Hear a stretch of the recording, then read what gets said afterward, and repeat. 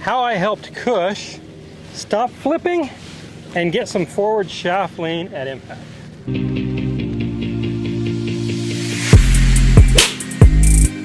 If you follow my Instagram, you might have seen one of my students named Kush. He's a local high school player, really good player, but he showed up and his impact conditions were impact off of his trail leg, something along these lines, and we'll be able to post this, the befores and afters, so you can see them.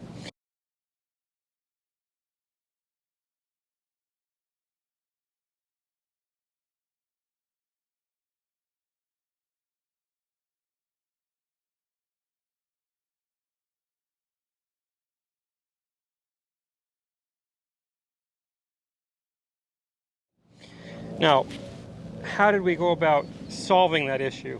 Well, the very first thing we did is we had a discussion about grip and how the grip affects how the face works and what we can do with the shaft.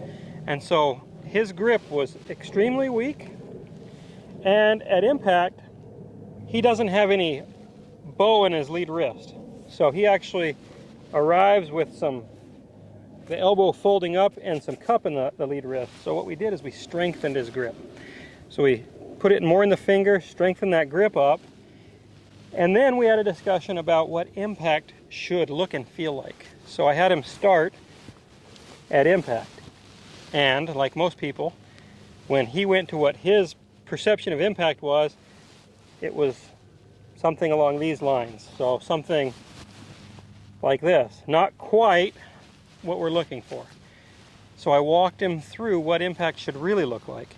And that impact should be the trail arm kind of on the shaft or even under the shaft, the lead hip out of the way, the chest starting to clear out, and the lead shoulder can be a little bit protracted in this way. Okay, so impact somewhere along these lines.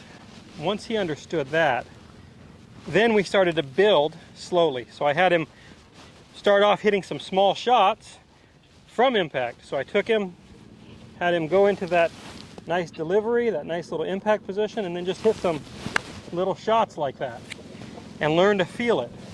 And gradually we were able to start to grow it. Now, one other issue that Kush ran into is as he took the club back, his lead hip worked toward the ball, causing him to early extend in the backswing. So then from there, his trail hip starts to come toward the ball, and that's a big reason why he had to really flip it.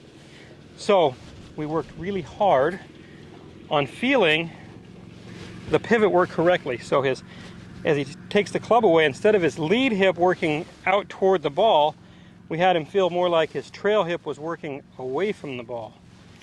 So the mover was a different mover. So trail hip away, lead hip away as he turns his chest through.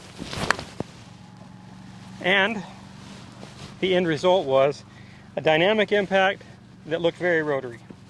So since we understand that shaft lean is not really created by pushing our hands forward, it's more created by a dynamic pivot, the focus of our lessons was creating a more dynamic pivot where force was shifting and moving in the correct order and at the correct time. So the last piece of the puzzle that I gave him was actually a trigger.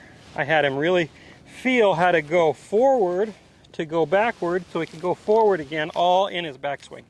And once we had that, then that golf swing started to look dynamic. His arms started to be able to lengthen out through the ball because his body was opening up the correct way. I hope that helps you guys understand how to make your pivots more dynamic and deliver that shaft lean that a lot of you are looking to do.